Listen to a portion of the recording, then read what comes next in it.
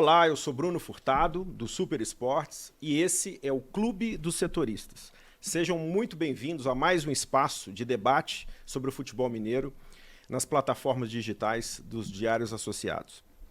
A proposta desse produto é debater toda segunda-feira como é que foi o fim de semana dos principais clubes mineiros, os fatos mais relevantes. E também projetar os eventos que terão durante a semana, principalmente se tratando de Atlético, América e Cruzeiro. Nessa primeira edição do Clube dos Setoristas, eu tenho um prazer muito grande de contar com os integrantes da nossa equipe que fazem a cobertura do Cruzeiro e Atlético. O Thiago Matar, que faz a cobertura do Cruzeiro já há alguns anos, o João Vitor Marques, que por muito tempo fez a cobertura do Atlético, e nessa semana passada começou a fazer uma cobertura especial, mais flutuante, fazendo uma cobertura de Atlético, Cruzeiro, América, com matérias especiais.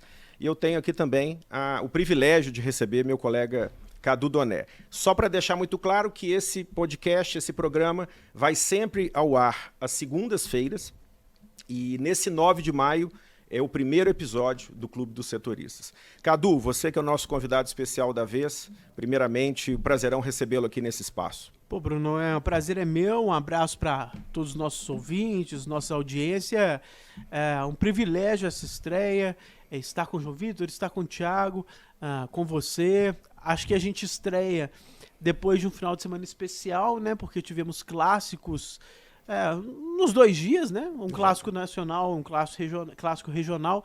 Então, até o timing tá perfeito pra gente estrear. Mas é importante, Cadu, a sua presença aqui, até porque você agora é colunista e blogueiro do Super Esportes. Com muita honra. É uma honra para nós ter você na nossa equipe.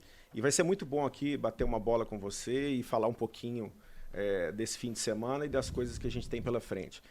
Thiago Matar, que acompanhou o jogo do Cruzeiro ontem. Prazerão ter você aqui também nesse primeiro episódio.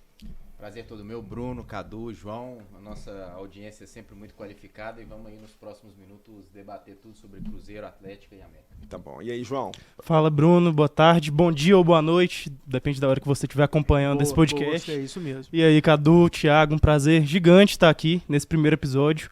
Mais um espaço, como você falou, né, Bruno, pra gente debater os clubes mineiros e o futebol. Isso, porque geralmente a gente só entrevista, né, Cadu? Então, dessa vez, a gente vai ter a oportunidade de ouvir a opinião de quem está acompanhando o dia a dia dos clubes, né? Como você mesmo disse, a gente teve um sábado movimentado no futebol mineiro por causa de mais um clássico, Atlético e América, o 4º clássico, né? Porque já tivemos antes 2 da Libertadores, 1 no Mineiro, na fase de classificação. E agora mais esse clássico pelo Campeonato Brasileiro. E o América aproveitou essa 4ª chance para vencer aquele que era o seu algoz, né? E quebrou aí uma sequência de... 22ª chance, né? 22ª chance, e só nessa partida ele quebrou esse tabu de 6 anos. Eu queria ouvir primeiramente o João, porque ele acompanhou a partida, fez a crônica do jogo, acompanhou toda a repercussão, ouviu os técnicos, né? Participou das coletivas. E eu queria saber primeiramente de você, João, o que você achou que o América fez de diferente? Porque o América adotou uma postura tática diferente, de marcar a saída do Atlético no primeiro tempo, no segundo tempo já não teve a mesma força. Mas o América mudou a estratégia, a forma de encarar o Atlético, né? A sua visão sobre esse jogo, por que o Atlético não foi tão bem dessa vez contra o América e o América se deu melhor? Bruno, eu acho que o América conseguiu finalmente surpreender o Atlético. Nos 30 primeiros minutos, especialmente ali no primeiro tempo, o América teve uma postura mais agressiva, recuperou muitas vezes a bola no campo de ataque, teve a oportunidade de marcar antes mesmo do gol, que saiu aos 5, 6 minutos, se eu não me engano, de pênalti com o Maidana.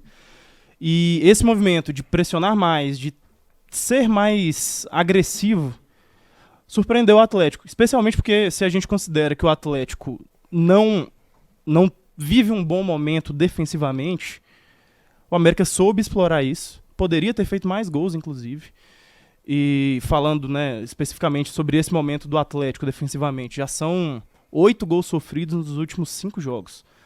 O time ganhou 1, perdeu 1 para o América e empatou outros 3. Só nesses 3 foram 6 gols, né? 2 Sim, gols em cada jogo. Exatamente. Coxa, o O Goiás né? e agora contra o América. E Já... esse movimento, desculpa, esse movimento que vocês mencionam aí de marcação mais alta do América, mais agressiva, ele se mostrou bem claro, né? Não é aquela coisa só de comentarista que vai olhar a tática, não, porque o gol do América nasceu justamente numa roubada, né? Numa roubada de bola, um erro duplo do Alan, né? Porque primeiro ele perdeu a bola, depois ele fez o pênalti, que eu acho que dava para segurar, né? Que é o famoso pênalti desnecessário.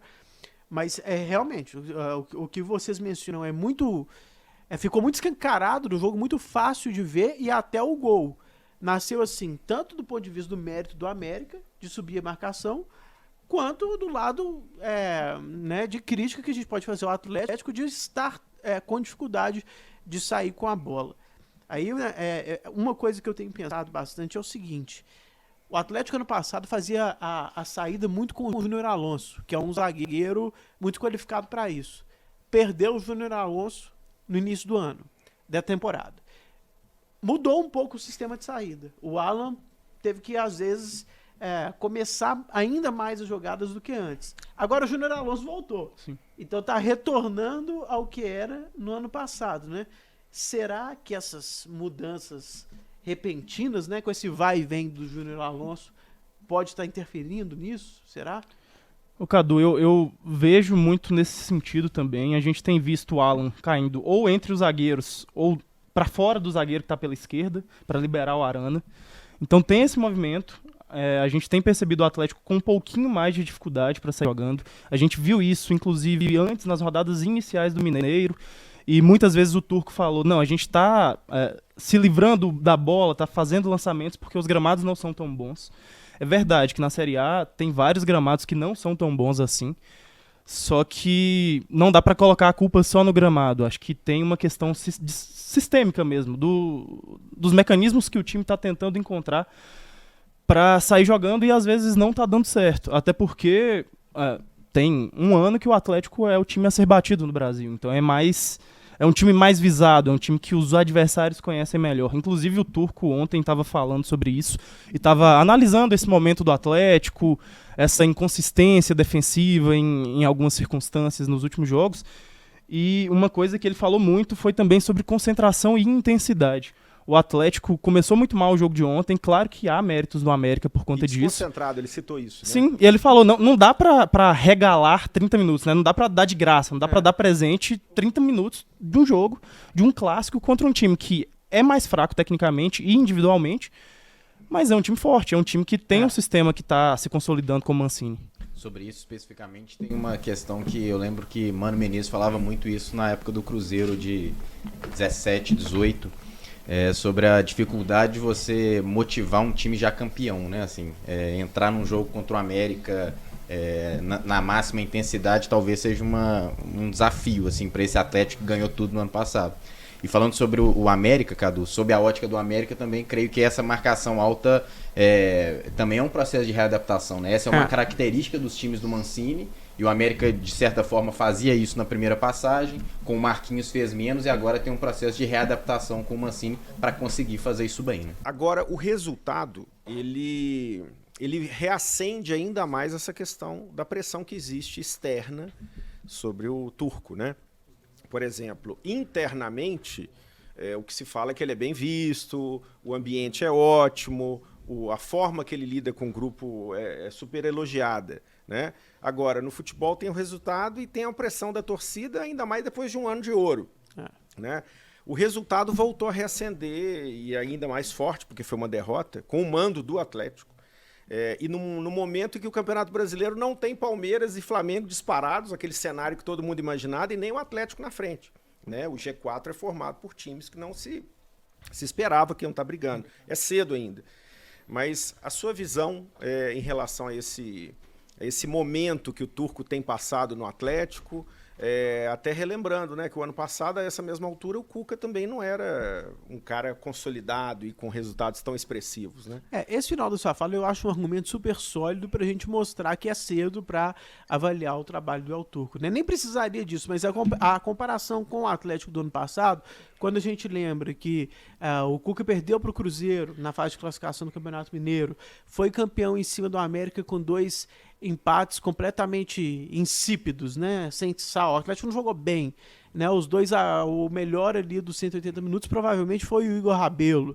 É um zagueiro que depois nem como zagueiro se firmou. Vamos lá, estreou no Campeonato Brasileiro perdendo pro Fortaleza. Depois a gente viu que o Fortaleza era melhor do que a gente imaginava, mas ainda assim, uma derrota no Mineirão. Então, mais ou menos nessa fase da temporada anterior, o Cuca também estava mal, né? Então, eu acho que tem que ter paciência, assim. Dizer que o El Turco já se firmou, que ele está exalando confiança, que todo mundo já fala, não, esse é o cara, seria uma inverdade.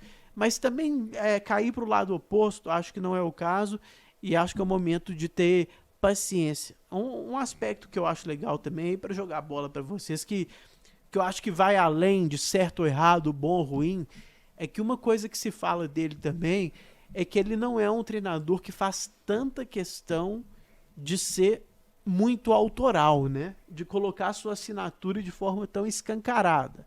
Você vê o time do Atlético jogando. Claro que tem pequenas diferenças, até por mudanças de jogadores, né? O Diego Costa não tá aí. Então, ano passado, às vezes o Nath perdia espaço por causa disso. Porque o Diego Costa jogava adiantado, o Hulk recuava, acabava sobrando pro Nath. Então, há coisas que mudaram, mas assim, dentro do possível, a coisa que eu digo assim, né? Jogadores, peças que mudaram, mas dentro do possível, ele tenta manter em boa medida, não em tudo, mas em boa medida, o trabalho do Cuca. Não é no caso do Flamengo, por exemplo. Né, para comparar, o técnico do Flamengo começou o brasileiro, a passagem dele com o Everton Ribeiro pela esquerda, sendo que a mídia nacional não fala isso, porque não fala dos nossos times aqui, mas a gente lembra do Everton Ribeiro da direita, né, no Flamengo do Jorge Jesus, não, é no Cruzeiro de 2013, 2014. Então ele mexeu numa coisa que tem quase 10 anos que acontece, que é o Everton Ribeiro pela direita. Agora ele já até voltou, já arrependeu e já mudou. O El Turco eu acho que não teve isso, não teve essa coisa de uma mudança muito cabeluda, assim, nossa. E uma outra coisa que chama atenção, assim, até na personalidade dele, isso também se nota no Paulo Pessolano do Cruzeiro. Não é um cara que está buscando protagonismo. Isso. O técnico à frente do elenco. Ele não é esse cara. Boa. Ele é mais do que o Turco, eu acho. Mas o Pessolano, ele não é o cara que vai... Ele faz isso de uma forma natural. Ele se manifesta, ele mostra as ideias dele, mas ele não quer ser, assim, o cara que vai ser mais importante que os jogadores. Até porque, Bruno... Até porque o Cruzeiro não tem essas peças. No caso do Atlético, que tem muitos... Era nisso que eu ia tocar, inclusive. O Atlético é cheio de estrelas que já estão muito consolidadas na cabeça do torcedor, e ele é um cara que não bate de frente com ninguém, nem quando perde e quando é questionado. Ele é super regular nas falas, ele não se exalta e não fica também fazendo de vítima, não. Ele simplesmente encara o que tem que encarar, fala de uma forma normal e não quer ser o aparício. Muitos treinadores, por exemplo, no caso do Sampaoli, não estou falando da qualidade do técnico ou não, mas o Sampaoli é o protagonista de onde ele vai. E isso só foi quebrado quando ele foi trabalhar na seleção Jorge Jesus demais, né? Exatamente. E o próprio Turco, em entrevista recente ao Bem Amigos, não sei se você se lembra disso, mas ele disse justamente, ele não poderia mudar o sistema de um Atlético campeão de tudo no ano passado. E ele respeitava o trabalho do Cuca. Eu acho que isso é uma virtude, entendeu? Agora falar também assim, ele vai manter tudo. Não, até porque o cara, ele tem uma cultura de treinamento que é dele, da equipe dele. Ele vai manter, mas ao longo do tempo é natural que comecem a aparecer... Com relatos, os relatos de quem está dentro do Atlético e que trabalha diariamente com o Turco são muito nesse sentido. Com o grupo, ele é muito querido, muitíssimo querido, tem ótimo relacionamento com todos. E ele tenta, até nos treinamentos, repetir muitas coisas que o Cuca fazia. A diferença, que já me disseram, né, de quem está lá dentro, é que ele não é tão meticuloso no estudo do adversário. Mas talvez ninguém seja no futebol brasileiro como é o Cuca. Entre os brasileiros, pelo menos. Eu acho que o Abel Ferreira tem muito disso, mas é português, né? Veio de uma outra escola e tem um outro perfil. Eu não acho que o Turco teria nem tamanho para fazer uma coisa nesse sentido, de se impor como o Sampaoli se impôs, de se impor como o próprio Cuca se impôs, até porque já tinha um nome muito grande para o Atlético e no cenário do futebol brasileiro. O Turco não. Mas olha, o Paulo Souza no Flamengo, ele... É porque eu tenho medo de usar alguns termos assim, ser mal interpretado. Não estou dizendo nem pro bem nem pro mal. Mas ele chegou inventando, né? Sim. Sim. Ele mudou tudo, né? 3 zagueiros, com o Felipe Luiz como um zagueiro pela esquerda, essa coisa do Everton Ribeiro. Talvez no Flamengo precisasse, não? Porque o Flamengo é um caso estranho, né? Porque foi campeão brasileiro com o Rogério Ceni, com crítica. Tudo é referência ao Jorge Jesus, mas é porque eu tô citando o caso dele porque o dele não foi igual ao de nenhum dos anteriores. Não foi igual ao do Jorge Jesus, não foi igual ao do Renato Gaúcho, não foi igual ao do Rogério Ceni, não foi igual ao do Domenech, né? Ele chegando assim, mudando muito. Não é o caso do El Turco, né? E o do Cruzeiro aí não dá para comparar porque o time mudou tanto, as peças mudaram tanto que aí ele mudou com relação ao que ele já fez, né? De 3 zagueiros ou não, tal, mas aí eu acho que a comparação com outras temporadas acho que fica muito mais complexa porque as peças mudaram todas. Mas para não fugir do assunto, eu acho que o El Turco é discreto, concordo com vocês. E ele não reclama de nada. A última coletiva, ou penúltima, ele sempre fala, não, está bem, sabe? Eu pergunto para ele... Ele quase foi reclamado, perguntaram, o elenco tá curto com esse tanto de saída e de lesão. Mas ele sabe que no cenário como futebol brasileiro, tá bom. E é a grande chance da vida dele, verdade, a grande chance da carreira dele. O tamanho do Atlético entregue a ele caiu no colo dele no momento em que ninguém esperava a vinda dele, né? Ele não era conhecido aqui. Ele não era conhecido. E não era a primeira opção. Foi a quinta opção do Atlético, se bobear. Né? Então, eu acho que sim. Eu acho que o Atlético tentou vários outros Jorge nomes. Jesus, com certeza. Tentou Os Jesus, portugueses foram uns 3, né? É. E até, assim, internamente, eu acho que pode ter sido sondado algum outro técnico, mas dos estrangeiros, ele deve ter sido a 4ª ou 5ª opção. Eu acho que a primeira foi o Jorge Jesus. Depois dele, aí, você sabe melhor Ele foi, que eu. ele foi atrás do técnico do Braga, que eu esqueci o nome agora. Todo mundo foi a terceira ou quarta opção. Foi a terceira ou quarta Aí opção. você fala, todo mundo quer um português pra chamar de seu. Aí quando não acha, você vai... Exatamente. Agora, para incluir um pouquinho do América nessa conversa, e pra gente falar de G4, né? Que nesse momento, com 5 rodadas concluídas, o brasileiro está completamente aberto. Né? Não estou dizendo que o Campeonato Brasileiro não vai ter Flamengo, Atlético e Palmeiras na briga. Mas é um começo de brasileiro. Mas é o que todo mundo espera, né, Bruno? Mas é um começo de brasileiro. E tá todo o oposto. É que você falou fora do ar, eu tô empolgado aqui. Todo mundo espera Flamengo, Palmeiras e Atlético. Acho que todo mundo aqui foi perguntado em algum momento, que isso acontece com os jornalistas, né? Vamos fazer um bolão aí do campeonato. Não é com dinheiro nem nada. Essas perguntas que são feitas assim por veículos. Aí eles somam os votos, né? De cada um e fazem a projeção lá. Eu duvido que alguém aqui tenha colocado entre os 3 primeiros algum time que não seja os 3 que você mencionou. Só para colocar aqui, ó, Corinthians, 12 pontos, é o líder. O Santos, que é um time, né, ninguém ainda fraco, pô. Completamente, ruim. Completamente em formação também, 10 pontos. E no caso o Corinthians é um time em formação com técnico novo que foi aos trancos e barrancos no Campeonato Paulista e não se esperava que começasse o brasileiro regular. Mas né?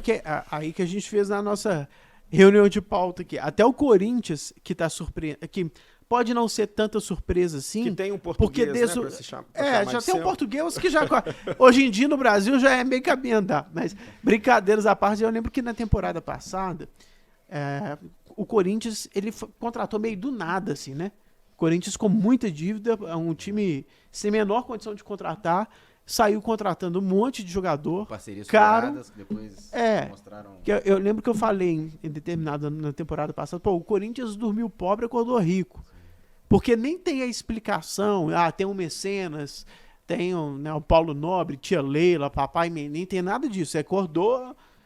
tinha lá um parceiro, né? Um parceiro que já não paga, né? Mas não era uma coisa consolidada, a gente não sabia muito, não era... E trouxe, a imprensa começou a chamar de 5G, né? Renato Augusto, Juliano, Roger Guedes, William e Paulinho. Então a gente imaginava, o Corinthians melhorou por causa desses 5 caras. Então talvez não fosse tão surpresa. Só que a forma como está é surpreendente, porque desses 5 caras, ele tem escalado 2. Nem todos Até porque quando ele escalou todo mundo, o time não rendeu. O time não tinha...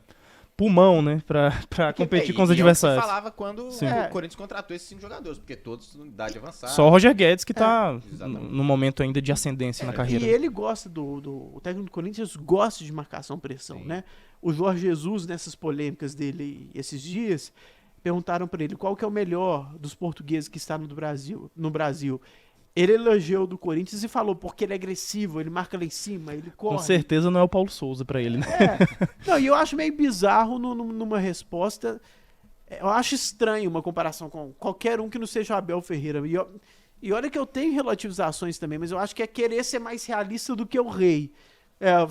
Votar numa coisa assim, o técnico do Corinthians é o melhor português do Brasil, sendo que a gente tem um português aqui que já tá há um tempão, ganhou a Libertadores ganhou 2 vezes, ganhou tudo. Acho meio querer ser mais...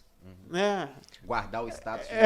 Agora, ao mesmo tempo que a gente fala dessa surpresa no G4, o América vem de 2 vitórias sobre times que, né, o Atlético Paranaense já demitiu o Carille, mas no caso, o Atlético Paranaense surgiu como um possível invasor desse grupo G4 e não emplacou. Vai lembrar que é o ano de maiores investimentos do Atlético Paranaense na história. E no caso, o América vem de vitória sobre o Atlético Paranaense e sobre o Atlético. Né? E o América é o 3º colocado da classificação e o G4 aí tem ainda o Bragantino, que vinha liderando. E esse Bragantino é, por acaso, numa rodada antecipada, o próximo adversário do Atlético. João, queria que você falasse disso, desse próximo jogo do Galo, que é pelo Brasileiro, é um jogo isolado na quarta-feira, porque essa é uma semana de Copa do Brasil. O que você espera desse duelo aí do Atlético? Acho que o que pode aparecer de diferente como eventual resposta do Atlético para esse momento em que ele vem passando? E o Hulk não vai jogar, né? O Hulk não joga, a expectativa do Turco é que o Sacha possa voltar. O Sacha ficou fora do clássico contra o América por conta de dores musculares. Deve voltar, a tendência é que volte. O Turco, inclusive, foi perguntado novamente sobre a quantidade de desfalques. O Atlético não vai ter o Hulk por suspensão, não vai ter o Dodô, que é reserva na lateral esquerda, mas... Mas não dá para chamar de desfalque, né? Assim, não dá para chamar de desfalque por ser reserva, mas enfim. Não tem alguns nomes, algumas possibilidades. Por exemplo, o Godin pode ser que não jogue também por questões físicas. O Sacha deve voltar o Nathan Silva. O Godinho, vocês estão comemorando, a galera tá comemorando. Mas, por exemplo, em geral, as pessoas estão mas assim, você comemorando, acha né? que pode aparecer alguma coisa diferente? Por Não. exemplo, como ele colocou no segundo tempo, Não. O Savinho, o Ken... Não acredito que ele vai fazer como uma tantas resposta, diferenças. não é o perfil dele, né? Não acredito que ele vai fazer tantas alterações assim. Talvez a volta do Keno ao time titular. Ademir de um lado, Sacha de centroavante E Keno do outro, talvez. Não sei se ele vai manter o Ademir ou não, se vai jogar com Nacho e Zarate um pouco mais para a direita. Mas eu não acho que ele vai fazer grandes mudanças, como fez, por exemplo, contra o Del Valle, que ele tentou espelhar, né, o sistema adversário com 3 zagueiros. E foi a primeira vez que ele fez isso desde o começo. Ele já tinha feito isso em outras oportunidades ao longo de jogos, mas desde que chegou ao Atlético foi a primeira vez em que ele fez, em que ele escalou o time já com 3 zagueiros. Só uma coisa que, desculpa que eu tô falando muito, mas é porque você me falou uma coisa que me incomodou na cobertura da imprensa nacional. O Cuca jogou muitas vezes com 3 zagueiros. Jogou. No passado. Não era o esquema principal, não foi o esquema da maioria, mas também não foi tão raro. E as pessoas não falaram igual você falou, né, o El Turco é a primeira vez que ele escala ou uma das primeiras. Teve gente que falou como se ele quisesse estar colocando uma assinatura pelo simples fato de jogar com 3 zagueiros e como se fosse uma coisa que com o Atlético mágico, que ganhou tudo, da Tríplice Coroa, aplicado, né? não tivesse sido aplicado, e foi. O Atlético várias vezes com o Hever, até né? Até com o Flamengo. O Atlético jogou um jogo do Campeonato Brasileiro no Mineirão com 3 zagueiros contra o Flamengo, do Rogério Ceni. Então, E acabar com aquele mito, né? Não é tão raro assim. E acabar com considerando aquele o trabalho mito do de, por Cuca. exemplo, o Pesolano, só para entrar nesse caso dos 3 zagueiros, vem jogando com 3 zagueiros. No caso do Cruzeiro, é uma estratégia diferente dele pela ausência, às vezes, de peças no meio que ele não tem, para dar um pouco mais de segurança atrás, mas pelas peças que ele tem no ataque. Exatamente. Né? Por exemplo, o Cruzeiro se ressente claramente de um cara criativo no meio de campo. Sem dúvida. Se ele tivesse um meia, um 10 de verdade, eu não estou falando o Canezinho, nem o João Paulo, mas se ele tivesse um 10 de João Paulo verdade... seja, né? O João Paulo seja, mas eu estou dizendo assim, um cara que chega para ser o absoluto. Que ele possa da posição. confiar 100%, né? E O mudar o esquema sistema. ia mudar, porque não ia ter condição, às vezes, de jogar com 3 zagueiros. Você está dizendo que ele, de certa forma, usa os 3 zagueiros até por não ter um armador e É, acaba porque, que os alas no caso do se Pesolano, tornam mais... Claramente, por exemplo, É. no jogo com o Grêmio, o Cruzeiro às vezes tinha 3 zagueiros contra um jogador do Grêmio. Ou Diego seja, Souza. do meio para frente ele ia ficar em inferioridade numérica sempre, porque ia ter mais jogadores do Grêmio no campo de defesa. Né? Mas é uma matemática clara, mas ali no caso do Cruzeiro é porque falta qualidade. O Atlético, Embora por também outro eu lado, acho que tem seja- essa qualidade. Eu né? acho que também seja, ele até disse isso na coletiva de ontem, assim, uma estratégia de variação tática mesmo, de se tornar menos previsível. Ele falou isso ontem. Ele falou, já nós estaremos previsíveis com 3 zagueiros e aí precisaremos E mudar. porque ele precisa, no caso do Pesolano, dos 2 pontos. É. Né? O Atlético, por exemplo, tem mais fartura do meio de campo para É. frente. É o time mais rico, né? Assim, de opções. Tem um elenco mais recheado. E não é como se o sistema com 3 zagueiros contra o Del Valle, que é um time interessante já há algum tempo, tenha dado errado. No primeiro E tempo quando foi a gente fala 3 interessante, o zagueiros, nós Atlético estamos falando poderia de ter time feito mais defensivo, gols. né? Nós não estamos falando O de time segundo tempo, defensivo, não. é isso. No segundo tempo, não. No segundo lembrar. tempo, o Del Valle foi melhor. O Del Valle poderia, inclusive, ter virado o jogo. Não conseguiu, mas primeiro enfim. tempo o Atlético O primeiro teve- tempo foi interessante. É. Só que eu não acredito que ele vai fazer isso contra o Bragantino. Acho que ele vai Nós da manter mais ou imprensa, menos. Profetas do acontecido. É. Já deu errado o resultado, a gente fala que deu errado, 3 zagueiros, mas ó, muito bem mencionado. Assim, agora- relativo. Primeiro tempo com o Del Valle com 3 zagueiros Sim. foi muito bom. Ô, Cadu, para você falar um pouquinho do América, tá cedo, muito cedo para falar. O América está integrando o G4, mas no momento que o time vinha mal na Libertadores, não se esperava nem esse movimento, essa reação regular no Campeonato Brasileiro. Né? O América agora vai pegar o Coxa fora de casa pelo Brasileiro. Então é um adversário que a gente sabe que depois de ter pegado o Atlético Paranaense e ter vencido o Atlético também, o América vai com outro espírito para esse jogo. E o América sai da Libertadores, parece, definitivamente, né? E passa a se dedicar inteiramente ao Campeonato Brasileiro. Mas não tinha hora melhor para essa reação acontecer, né? Assim, um time que não era para estar ali nessa posição nesse momento, ganhou uma gordurinha ali e vai ter a chance de pegar um outro adversário. O América, mesmo Brunão, eu acho que o América, ele de certa maneira também, ele se acostumou a nos surpreender, né, nos últimos tempos, porque ele sempre tá... Pro bem e pro mal. Pro bem e pro mal. Tem razão. No caso da... Um alerta, né, um asterisco. O Coxa também é um adversário que tem sido mais difícil do que a gente imaginava, né? Não só pelos resultados, mas a gente olhava o elenco do Coxa. O Robinho, que já foi muito querido aqui, mas idade, Egídio.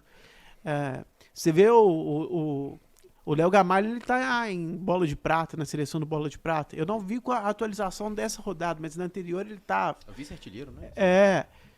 Então, assim, é um jogo talvez mais difícil do que pareça, assim, pelo momento do Coxa, né? A gente viu contra o Galo, por exemplo, o resultado que eles conseguiram. Mas eu tô satisfeito com a América, acho que tá bem, porque é o famoso senso de perspectiva, né, gente? Por que pra vocês tal coisa com o Atlético não tá bom e pro América tá? Pô, porque o critério é diferente. Basicamente São réguas isso. diferentes, As réguas são diferentes. No próprio confronto direto, se você colocar na ponta do lápis, na estatística do Footstats, esses negócios que a gente usa aí, o Atlético teve números melhores do que o do América. Só que a gente vai falar que a derrota do Atlético foi injusta? Não. Porque a gente não vai cobrar do América necessariamente muito mais posse de bola, mais finalizações. A gente compreende que o América... ele não precisa encantar ou não precisa... O jogar bem para o América é diferente do que a gente cobra do jogar bem para o Galo. Então, feito essa ressalva, para a realidade do América, eu acho que o América está bem, está jogando bem. E tem uma outra via, que é a Copa do Brasil, que o América adiantou a classificação dele. 3-0 no jogo de ida já está praticamente assegurado, porque o CSA não é o CSA de outros tempos, né? O velho vilão, por exemplo, do Cruzeiro. Para esse jogo de terça amanhã contra o América, o CSA vai, inclusive, treinar na Toca da Raposa, vai treinar na casa de quem ele tanto debochou nos últimos tempos. E o CSA não vem bem na Série B. né? E na Copa do Brasil, nesse jogo com a América, parece que não vai oferecer uma resistência, mas até pelo placar de 3-0 um jogo de ida, mas o América também está bem encaminhado na Copa do Brasil. Então, assim, a perspectiva para o América, que preocupou muito o torcedor do América no caso da Libertadores, é uma perspectiva bacana agora, pensando nos campeonatos nacionais. Não, é isso. Eu queria ouvir a opinião dos nossos setoristas aqui, mas eu sigo animado com a América. Aí, pra falar uma coisa... É óbvia, mas é polêmica ao mesmo tempo. A gente vê no clássico, Atlético e América, o América ganhando, e vê a quantidade irrisória de torcedores do América ali, me dá uma sensação estranha, sabe? Você vê as mesmas pessoas, você reconhece as pessoas. É porque a gente Você vai dar, imagina... meu amigo, ó, minha tia, meu amigo A ali. gente imagina que naturalmente o público vai crescer, por exemplo, quando o time se firma na Série A, disputa Libertadores, mas os públicos de Libertadores são decepcionantes. Exatamente. Não, teve pouco mais de 5 mil pessoas no clássico contra o O Atlético. América não Comando do consegue América. sair, é como se fosse um tacógrafo, Exatamente. travando a chegada Perfeito. do torcedor. Então, assim, isso aí, até para quem joga, desmotiva, né? Assim, imagina o cara jogar com a Independência cheio no jogo de Campeonato Brasileiro. O América contra o Atlético, o América contra o Flamengo. Ontem não era o mando do América, mas assim, imagina o América jogando em casa na Libertadores e ter 3 mil torcedores, 4 mil torcedores. Sabe? Não bate o recorde, não consegue ficar... E vai suar sangue pra ser isso aí, né? Porque muitas vezes dá 2. Mas E em nem relação... a posição na tabela agora. Não, então, em relação justamente à posição na tabela, Bruno, eu queria comentar sobre essa questão de expectativa também, né? A gente viu muitos times largando muito bem no Campeonato Brasileiro nas 5, 10 primeiras rodadas e depois o campeonato vai passando e o time sofre uma queda muito grande, às vezes volta para a realidade, o técnico é demitido porque se criou uma expectativa por conta de um início que eventualmente foi melhor do que se poderia imaginar. E eu acho que tem que tomar cuidado nesse sentido pro América. Porque, beleza, o time tá muito bem, conseguiu fazer 9 pontos nessas 5 primeiras rodadas, tá no G4, mas na minha avaliação essa não é a realidade do América. Tá Exatamente, cedo, mas a exatamente. gente falou que tava cedo. Sim. Mas isso que ele... Ó, Isso aqui não é o retrato do brasileiro. Não, de jeito nenhum, mas é só porque a gente viu o Vasco no tempo do... Acho que foi 2020, né, que caiu. Em 2020 chegou a liderar o teve até campeonato. o Ramonismo, né? Mas eu acho, diferentemente de outros clubes grandes, O Santa Cruz. A diretoria do América, especialmente o Salão, eu acho uma pessoa bem realista. Sim, sim. Então, assim, isso é importante para que Sim. o rumo seja mantido mesmo com a América. E foi caindo, legal, que é uma tendência. por exemplo, a volta do Mancini. O Mancini, eu falo bem do Mancini há muitos anos, o Thiago sabe disso. Quando ele treinava Vitória, treinava os times médios que nunca brigavam para ser campeão, mas o time do Mancini sempre foi ousado. Ele sempre tomou muito gol, porque ele sempre abriu muito o time dele, mas ele tem essa Ele postura. tem um problema com os grandes, né? Assim, ele não consegue... Mas assim... se firmar nos grandes. Mas isso eu acho que é uma questão de rótulo que ele se firma, né? Não, eu tô dizendo assim, não é... Eu concordo com o Thiago. Acho que ele teve boas oportunidades e não se firmou. Porque a forma de trabalhar num clube médio, pequeno, é diferente da forma de trabalhar no grande. Mas acho que ele tenta aplicar, às vezes... Mas é aquela coisa da estratégia de carreira. Igual o Adilson Batista errou de trocar de clube toda hora. O Mancini, ele troca muito de clube, não só porque é demitido, mas também porque ele deixa os trabalhos. Aconteceu com o América. Com o Atlético Goianiense, quando foi pro Corinthians, né? Embora o empresário dele seja E no um dos caso do principais América, países, o Salum ficou muito puto quando ele saiu do América. Abandonou o trabalho para ir pro Grêmio, aí o Mancini usou o argumento de que ele precisava, ele foi chamado para voltar ao Grêmio agora como técnico no momento que o Grêmio precisava. E o Salum engoliu isso agora e trouxe ele de volta. E você acha que foi certo engolir? Porque tem gente que coloca pra colocar uma pimenta aqui, tem gente que coloca que isso não se dá ao respeito. Eu acho que foi corretíssima a atitude do Salum. Eu acho. Não, eu também acho. Mas eu acho que o Salum... É uma frieza, futebol é assim. E o Mancini conhecia o elenco. Exatamente, eu acho que aí é que estava a questão. Eu falei assim, olha, eu vou pegar um cara que vai conhecer o time agora nas 3 rodadas do Brasileiro, vai sofrer na Libertadores, ainda tem a classificação bem adiantada na Copa do Brasil. O cara vai conhecer o elenco em 4, 5 jogos, e se der errado? Ele engoliu isso. Foi pragmático. E na época ele publicamente falou que não esperava, que o futebol tá bagunçado, né? Que o cara largou o América. Mas ele trouxe o treinador que mais conhecia o time dele. O Lisca estava sem emprego. Sim. Ele podia ter trazido o Lisca. Mas perfis totalmente perfis diferentes. Né? diferentes. Mas assim, o Lisca pegaria na hora. Mas era uma opção. Entendeu? Uma opção pra mim. Ele fez uma opção muito assim, pragmática, daquele cara que conhecia o elenco do América, sabia, conhecia o esqueleto e podia fazer um bom trabalho, um trabalho, né, bom, não é um trabalho excepcional, mas assim, e não tô falando isso porque o América tá no G4, não. Uhum. Eu acho assim, o Mancini é um técnico para mim que é muito melhor do que o Marquinhos Santos. Eu também Entende? acho. Eu acho ele muito mais treinador. Intelectualmente falando, é um treinador muito preparado, mas a questão de gestão de grupo, é um cara que sabe conversar com o jogador, é um cara inteligente para lidar com o jogador, né? E é um cara que tem um pensamento sobre futebol, né? Claro que ele vai ter que se adaptar, mas no caso do América, eu acho que veio a calhar essa volta do Mancini, e não, repito, não estou falando por causa da presença do América no G4. Essa coisa do se dar o respeito, eu acho que só voltou à tona em função desse pandemônio que foi a semana no futebol brasileiro na questão do Jorge Jesus, né? As declarações do Jorge Jesus para o Renato Maurício Prado. Hoje até... Aqui a gente tem liberdade para tudo.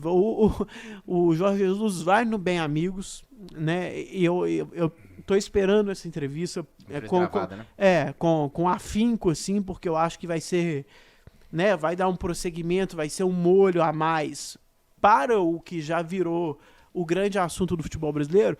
Mas qual que é a ligação do Jorge Jesus com esse caso do América? É que com a fala do Jorge Jesus, a questão ética no futebol, isso tudo ganhou força. E eu lembro de um jornalista, me fugiu o nome, desculpa não citar, que relacionou as duas coisas. Falou, tá vendo? O futebol não se dá o respeito. Começou com essa expressão. Aí depois, tá vendo? O América, o técnico abandonou o América não se deu o respeito e trouxe ele. Relacionando com a situação do Jorge Jesus. A torcida do Flamengo ontem gritou mister, né? O Flamengo perdeu o Botafogo jogando bem. O resultado foi injusto, mas tem um português lá, então o mister poderia ser para ele, mas não era para ele, era para o Jorge Jesus. Então, nessa discussão que ganhou corpo aí com o Jorge Jesus, ética no futebol, colocaram a relação América e Wagner Mancini como um exemplo. Então, por isso que eu quis mas eu colocar acho que, esse... Mas como é negócio, isso aqui é negócio. No caso do América, fazer a boa campanha, eu acho que o Salum tem que se desprender completamente de vaidades. Eu acho que nem é o perfil dele. Ele tá olhando o melhor para o América. Ele foi direto naquela decisão mais acertada do ponto de vista técnico para organizar o time que ele tinha na mão. Não, eu acho bem diferente também, até para eu só coloquei para debate isso, porque assim... Se fosse Cruzeiro e Atlético, não voltaria. Pela vaidade do dirigente de, às vezes, não aceitar que o cara deixou o clube dele. No caso do América, foi natural isso daí. Eu acho que foi a melhor escolha, sem dúvida nenhuma. Só para... aí eu fico meia hora sem falar. Eu acho bem diferente o que o Wagner Mancini, entre aspas, fez com a América e a declaração do Jorge Jesus. Então, assim, eu não acho que foi um desrespeito, assim, exatamente, que o Wagner Mancini fez com a América. É aquele lado que a gente pode quebrar alguma centelha de romantismo que a gente ainda carregue. Oportunidade de mercado, mais dinheiro, clube maior. E clube que ele tem uma identificação porque ele foi jogador. E não era pouco mais dinheiro, não era muito. Muito mais dinheiro, um clube muito maior que o América. Aí sem demagogia, porque ser mineiro é um clube muito maior do que o América. Ele foi. Jorge Jesus foi simplesmente uma cavada aleatória, antiética, desrespeitando um técnico que estava lá. Mas o Jorge Jesus, ele tem uma...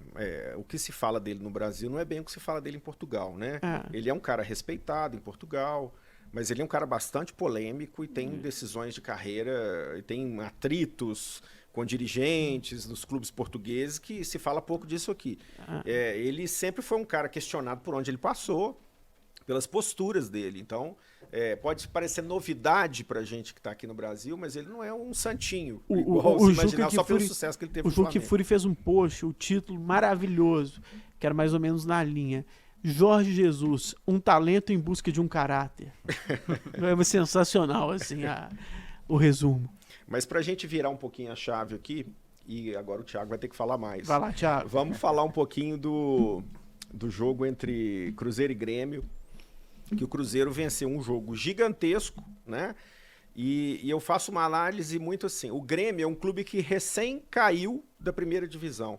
E o Grêmio, por mais que não seja assim, o melhor time absoluto na Série B, o Grêmio ainda é o time de Série B que tem mais peças de qualidade de Série A. Faz muita diferença no time de Certamente a maior folha, por exemplo. O Grêmio tem 5 jogadores que historicamente jogaram a Série A. O Cruzeiro tem 1, 2 peças que a vida inteira jogaram na Série A. Né? E inclusive jogaram no Cruzeiro, na Série A, né? Lucas Silva, Diego Souza, o por exemplo, Barbosa, tá chegando Barbosa. o Elkson, que ficou a vida inteira na China, tinha sido destaque do Botafogo, mas tem o Kahneman Jeromel, continuou lá. Jeromel, tem o Diogo Barbosa, lateral eu queria falar o Jeromel, capitão. Então, o Grêmio tem 5, 6 peças que compõem o time titular com jogadores de base, jogadores que são a cara de Série B mesmo, mas ele é um time mais encorpado em termos de qualidade. Não quer dizer que seja o melhor time. Para mim, vou passar a palavra para você, ficou muito claro para mim que o Cruzeiro é um time mais bem treinado que o Grêmio. E isso é um ótimo sinal, porque ele agora enfrentou um time que é o potencial, o rival de maior peso entre todos esses. A gente olha um jogo do Vasco, a gente observa que o Vasco não tem a qualidade do Grêmio, de elenco, e também não tem a qualidade de treinamento do Cruzeiro. O Cruzeiro tem a melhor qualidade de treinamento. Mas eu queria pegar a sua impressão sobre a vitória do Cruzeiro. Mais um jogo que a gente está falando aqui, em que o Cruzeiro joga com 3 zagueiros, mas isso não quer dizer ser defensivo. No caso do Cruzeiro, é uma variação, mas uma variação por necessidade, por peças que ele não contava nesses últimos jogos.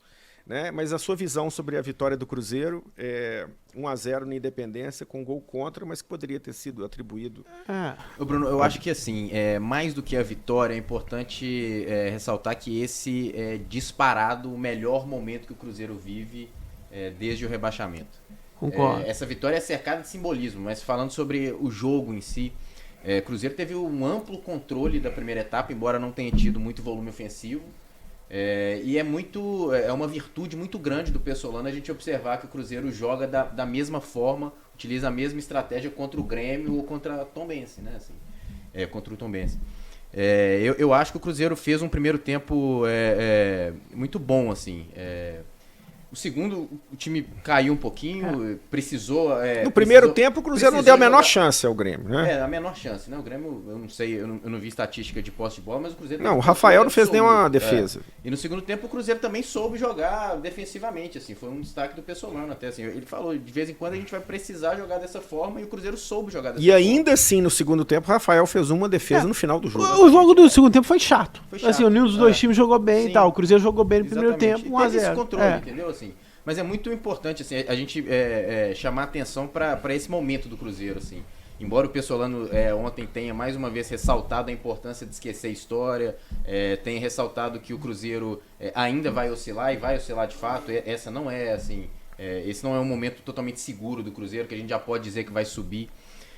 Mas assim, esse momento do Cruzeiro que a torcida tanto esperou chegou, assim, né? O Cruzeiro hoje é um time muito mais seguro, assim, a gente sabe o que a gente espera dentro de campo. Acho que essa é a palavra, né, Thiago? Eu, por coincidência, trabalhei no jogo do Cruzeiro ontem, escrevi a crônica da Vitórias.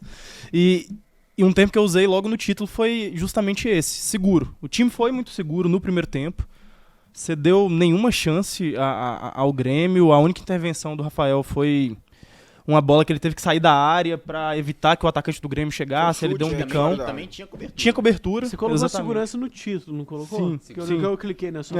Olha só, audiência qualificada. Seguro, vírgula, Cruzeiro. Isso.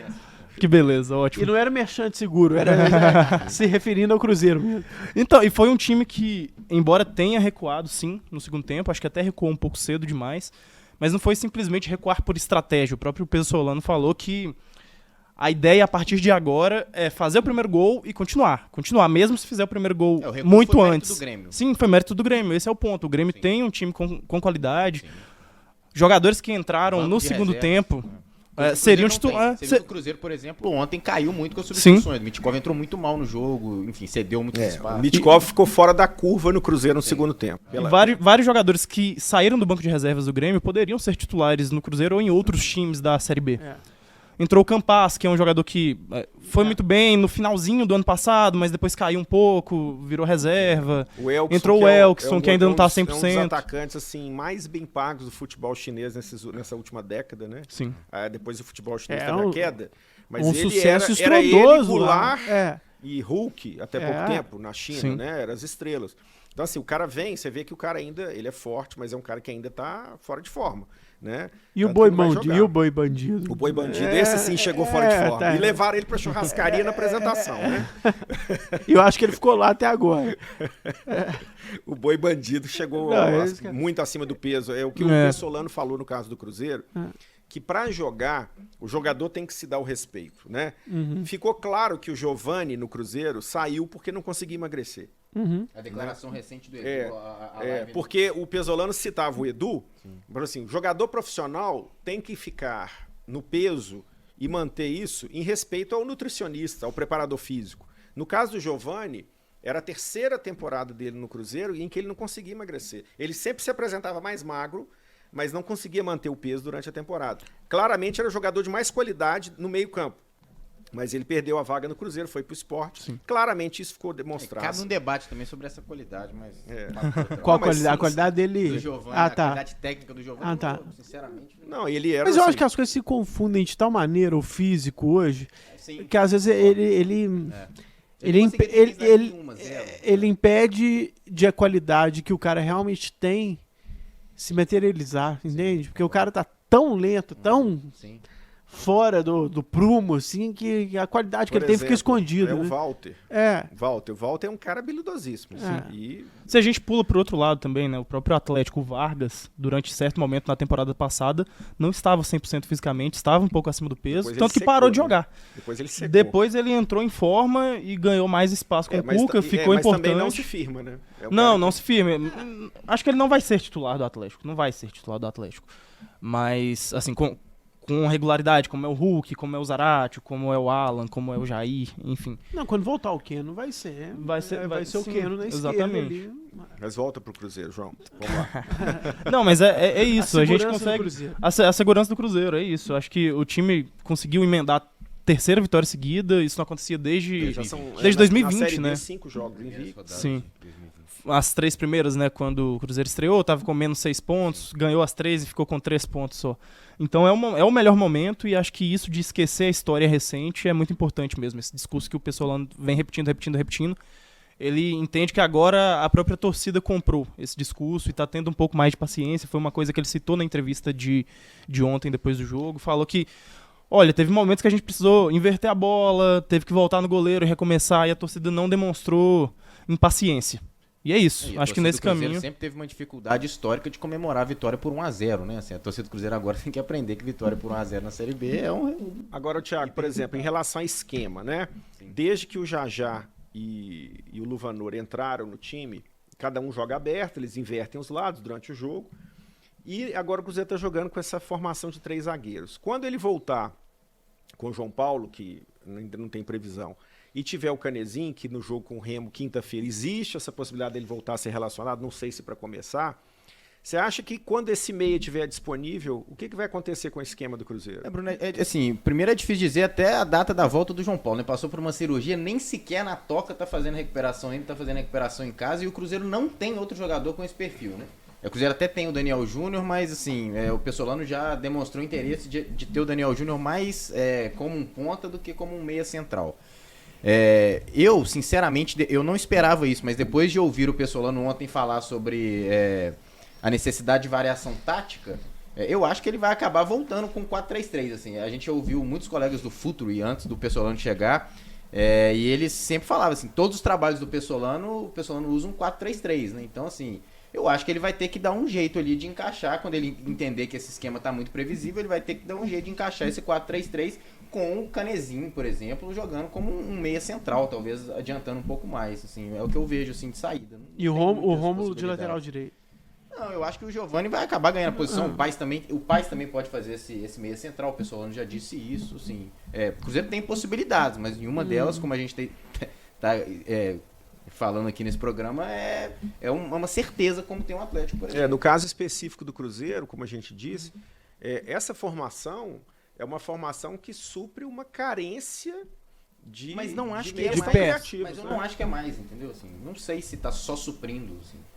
É o que ele disse ontem, assim, deu certo, funcionou, assim, entendeu? Não sei se tá só suprindo. Talvez ele faria isso mesmo tendo o João Paulo, Agora- porque o João Paulo não estava funcionando. E agora, você acha que a ausência do Daniel Júnior, até não só para começar jogando, mas para entrar no jogo, tem a ver com a situação da renovação do contrato que está emperrada? É difícil dizer, né? É porque o Cruzeiro já fez 2 propostas para o Daniel Júnior, tentando aumentar a multa dele, assim como não teve sucesso com o Vitor Roque, na tentativa de aumentar essa multa, e a negociação está emperrada. E o Cruzeiro Esse é não um colocou modus ele para operandi- jogar. Esse é um modus operandi. Que de entrou o vários Vagninho, clubes, tá? né? Entrou o Vagninho e não entrou bem no jogo. Assim, não mudou o cenário do jogo. O Cruzeiro precisava de válvula de escape. E o Daniel, mais uma vez, não entrou assim. Ele já entrou com mais frequência no time, né? Pode ser, assim, né? É um modus operandi dos clubes, quando a renovação tá emperrada, você dá uma afastada do jogador, né? Mas o Daniel Júnior, por exemplo, é um jogador que mudou a história de alguns jogos do Cruzeiro, né? Então não sei se isso seria feito, assim, pensando que o Cruzeiro precisaria ganhar do Grêmio, precisa ganhar do Remo, não sei se ele ficaria de fora por uma questão de renovação. Eu acharia, inclusive, temerário se o Cruzeiro estivesse fazendo isso, porque precisa somar. Sobre o Cruzeiro, assim, eu assino embaixo tudo que está sendo falado. Acho que ontem no meu post, né, eu elogiei muito a torcida também, porque, claro que depois outros fatos A gente vai falar disso gente, daqui a pouquinho. sobre os quais a gente vai falar, né, são totalmente, assim, inclassificáveis. Eu tenho tanto nojo disso que, enfim, a gente vai falar daqui a pouco. Mas que a torcida ali, em termos de vibração, de compreensão, né, de aceitar 1-0, aceitar um segundo tempo travado, né, sem criar muito. E não parar de cantar mesmo nesse Não contexto. parar de cantar. Então ontem eu escrevi elogiando muito a torcida do Cruzeiro aqui no nosso site e assim, eu tenho visto isso não só nos estádios, como é uma coisa que eu tenho sentido assim no ar, apreendido assim, como uma pessoa que vive em Belo Horizonte, sabe?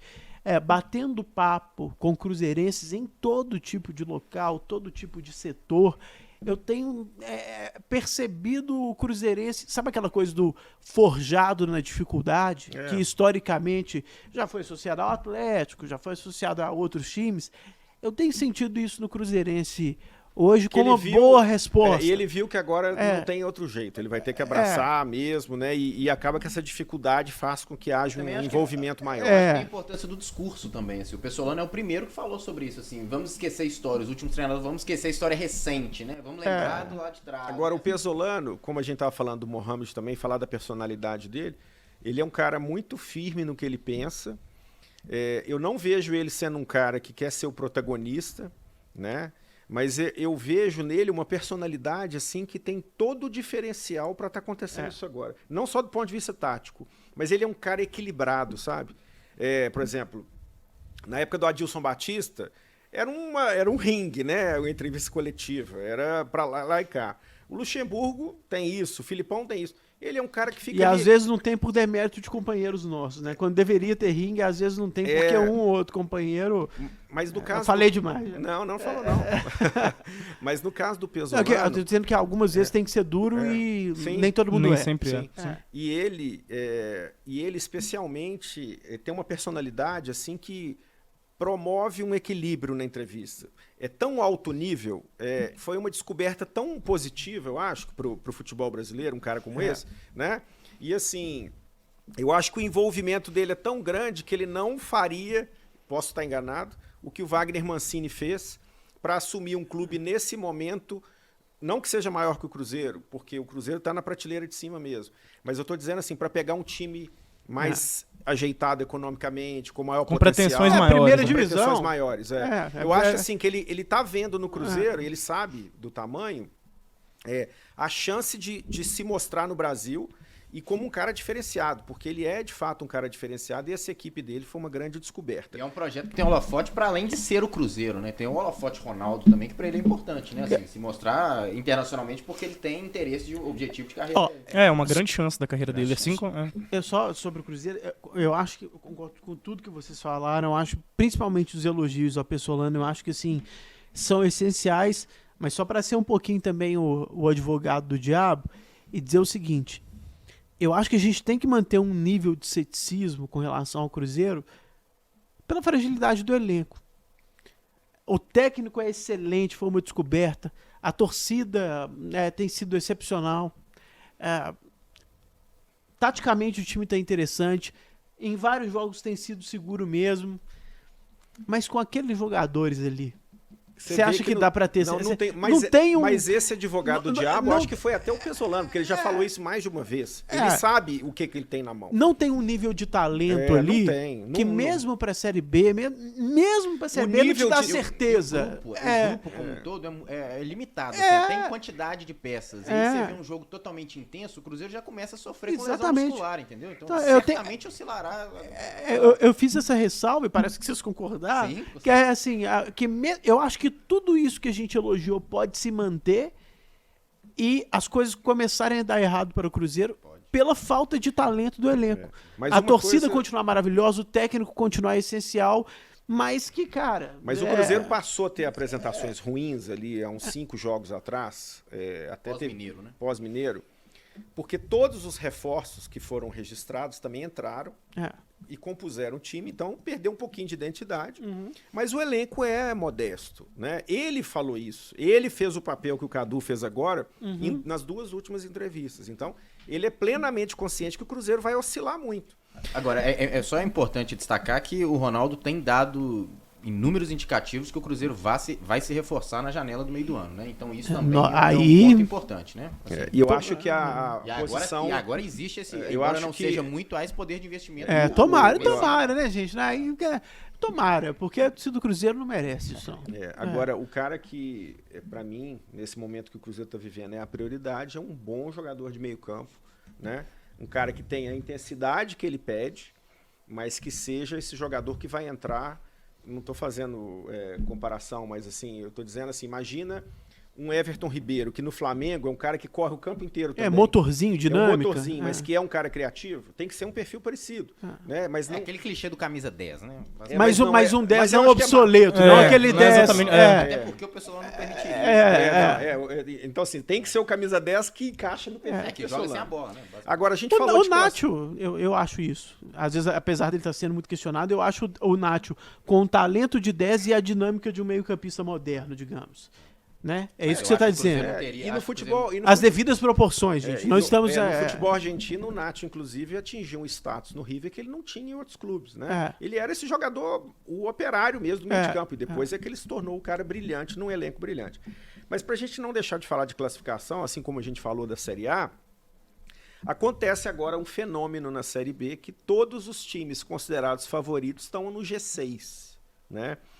Bahia com 13, Cruzeiro com 13, Sport 11, Grêmio, Vasco, Chapecoense.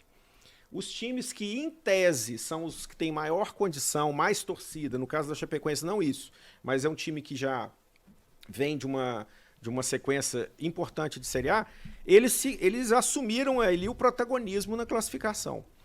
Enquanto a gente falava que na Série A isso não é garantia de uma polarização, porque ali... vai ter um toma lá da cá muito grande, até porque Palmeiras, Flamengo não engrenaram, o Atlético ainda tem muito a mostrar. Na Série B, vocês veem que esse fenômeno que era esperado, né, para o meio da tabela para frente, no meio da classificação, do meio do campeonato para frente, você acha que isso agora vai se consolidar, vai se cristalizar? Excepcionalmente aqui a gente pode falar que esse grupo está formado. O que você pensa, Cadu? Esse grupo da Série B ele é mais previsível do que o da Série A, né? Então, acho que tem mais chance de se consolidar do que o da Série A. Os times que caíram estão aí, né, nas posições de cima, que é sempre um exercício interessante. Quem caiu no último ano, que ainda mantém, né, certa grana e tal, eles estão todos na briga ali. A novidade é o Cruzeiro, né? Que a novidade é justamente o Cruzeiro, Então eu acho que a Série B pode ser um reflexo mais longevo, né? Mais duradouro ali. Eu acho que na Série A eu não vejo alguém, esse nosso primeiro podcast, eu não vejo alguém sem ser Atlético, Palmeiras ou Flamengo ganhando a Série A. Eles não estão ainda. Eu ainda acho que um desses Você vê três jogo vai na ganhar. Série A? Na série A, não. Acho que vai ficar entre os 3. Mas esse é um palpite até Meio óbvio, né? meio óbvio e seguro também, como o Cruzeiro, né? Mas é porque como eles não estão agora, é isso que eu acho que vai mexer mais lá na frente. Sim. O da Série B pode até mexer, às vezes, de um modo decisivo pro Cruzeiro e trágico, que seria ficar em quinto. Eu fico. Né? Que não mexeria muito, mas Na seria Série B terrível. Eu acho muito difícil É. que um desses 6, que os 4 desses 6 aí não sejam. Exatamente. É Muito isso aí, difícil. é isso aí. Agora, Eu pelo acho- que eu vi até agora, eu É. não gostei do Vasco. Desses Eu também aqui. não. A É. Chapecoense também não tem. O Bahia também não tem ido tão bem, inclusive eu fiquei um pouco surpreso com a arrancada tão boa neste início de. Antes de- da Série B, de- você diz, né? Não, até na própria Série B, embora os resultados sejam muito bons, o time, principalmente nas primeiras 3, 4 rodadas, sofria pra ganhar, dava A goleada muita contra o Londrina oportunidade. Foi muito sólida. Dava muita oportunidade para adversários, inclusive dentro de casa. Mas- resumindo, nós não estamos salvando ninguém. É, Porque o Cruzeiro não jogou Sim. bem, assim, na Série Mas B. eu de, achei a tipo, goleada do Bahia contra Não, o Londrina pronto. muito sólida e o Cruzeiro não teve essa facilidade É. pra ganhar do Londrina. É um em ponto, casa, por é um exemplo. Concordo. ponto. Concordo. Se eu não me engano, foi contra o CRB, que foi um jogo que o time ganhou. Você secou o Bahia, você viu o dia que foi ruim. Pode ter sido. Mas eu acompanho mais ou menos, até por Não, ser eu- da minha eu não terra, tenho acompanho mais ou Eu menos. não tenho acompanhado Agora, tanto o pra Bahia, gente, confesso. antes de falar da torcida, eu queria ouvir o Thiago para falar sobre Cruzeiro e Remo, o jogo de quinta-feira, em que o Cruzeiro aí, diferentemente do América, que venceu o primeiro jogo de 3-0, o Cruzeiro perdeu por 2-1, vai ter que vencer por 2 gols de diferença. O jogo, quinta-feira, 7h30 da noite, de novo no Independência. O Remo é o 11º colocado na Série C, tem 7 pontos. A Série C esse ano é campeonato ponto corrido, com 20 clubes, assim como Série A e Série B. E o Remo vem de derrota para o Brasil de Pelotas fora de casa por 1-0. Mas qual que é a posição do Remo? O Desculpa. Remo é o 11º colocado na Série C, né? Claro, o Remo enfrentou o Cruzeiro e ganhou o Cruzeiro naquele momento crítico que o Cruzeiro estava jogando mal, claramente jogando mal. Não, Inclusive, vivia seu pior momento da não temporada. vinha nem ganhando, jogando. E o Jogando goleiro mal. vereador Cruzeiro pegou vinha- pênalti, né? Eu acho ótimo. Teve isso, né? Isso é ótimo, assim, é péssimo, mas assim, é puro suco do Brasil, né? O goleiro de um time é vereador. Acontece não só no futebol, mas no jornalismo, né, Cadu? Exatamente. Mas aqui, Thiago, falar desse. Como é que esses resultados acho que pode influenciar nesse jogo com o Remo? Esse é um jogo... Que vale uma folha do Cruzeiro, É né? isso que eu ia falar. É um jogo esportivamente importante, mas financeiramente também decisivo para o Cruzeiro, né? A classificação é muito importante. Tanto é que o Ronaldo vai pegar o seu jatinho em Madrid e estará na Independência, né? Assim, eu acho que o Cruzeiro chega, como eu disse aqui, no seu melhor momento na temporada, o melhor momento dos últimos 3 anos. Tem tudo para conseguir reverter esse resultado. Vai ter novamente o apoio da torcida que está criando essa sinergia muito importante. Agora, vamos ver como é que vai ser dentro de campo, né? Assim, eu vejo grandes possibilidades. Assim, eu não acho que o Remo fez um excelente jogo, não acho que o Cruzeiro fez um jogo péssimo contra o Remo lá, por exemplo. Então, assim, eu vejo totais chances do Cruzeiro reverter o resultado e seguir na Copa do Brasil. Você não vê totais chances assim de ir pros pênaltis, não? Você não acha uma coisa. Pode também, né? Não, mas com um cheirinho Mas, assim, disso. Sinceramente, eu É, vejo a só possibilidade assim, do Cruzeiro ganhar, assim, pé nas costas. Não, assim, eu vejo a possibilidade do Cruzeiro ganhar com certa tranquilidade do Remo, assim. Eu acho que a torcida vai. Isso é um clichê, né? Apoio da torcida, mas eu acho que Mas vai ser. Nesse Cadu, momento O Cruzeiro ficou 2 anos sem ter o torcedor e eu não tenho a menor dúvida que fez falta. Então, exatamente. assim, não é clichê para esse momento do Cruzeiro, eu acho. Isso mesmo. Agora, pra gente concluir aqui a parte do Cruzeiro, ontem eu acho que dá para separar 2 coisas, né? Uma, a participação da torcida no resultado, né? Mais uma vez, em casa a torcida fez diferença cantando e tal, mas houve em alguns momentos do jogo, houve cânticos homofóbicos, alguma coisa que no futebol historicamente acontece, mas especificamente em relação ao povo gaúcho, né? A torcida do Cruzeiro fez provocações com esse teor homofóbico e assim, até para traçar um paralelo, houve um momento que a torcida do Atlético, em anos anteriores, sempre que o adversário batia o tiro de meta, fazia uma provocação homofóbica com o goleiro adversário. E aconteceu ontem. Claro que todas as músicas de torcidas organizadas têm algum trecho que fala disso, provocação ao rival, mas ontem ficou muito notório, porque isso foi uma coisa que se cantou ao longo do jogo, antes da partida. E ainda teve um outro episódio que foi a depredação do ônibus da torcida organizada do Grêmio no entorno do estádio. Mas na súmula, no caso, não consta o canto homofóbico, consta apenas que 2 copos foram jogados no gramado. O Cruzeiro, obviamente, pode ser penalizado pelos copos, mas pode ser penalizado também, de alguma forma, pelos cânticos, que é uma coisa que já se discutiu isso no futebol brasileiro, que esse tipo de comportamento vai render punição. Cadu, a gente conversando aqui antes, você já tinha dito que já tratou desse tema em algumas palestras e tal. Queria que você falasse um pouquinho disso, porque, ao mesmo tempo que uma coisa cultivada historicamente nas últimas décadas no futebol brasileiro, né? O futebol é um nicho onde o machismo Exatamente. Prevalece, né? Queria que você falasse um pouquinho disso, a parte do que foi a presença de boa parte da torcida do Cruzeiro no jogo, que foi muito positiva. Primeiro que assim, né, a homofobia no futebol, em qualquer lugar, é um nojo. A gente restringir ao futebol não seria preciso, porque o Brasil tem um presidente que é homofóbico. O Brasil tem um presidente que é homofóbico e com vários eleitores homofóbicos também, que votam nele também por isso.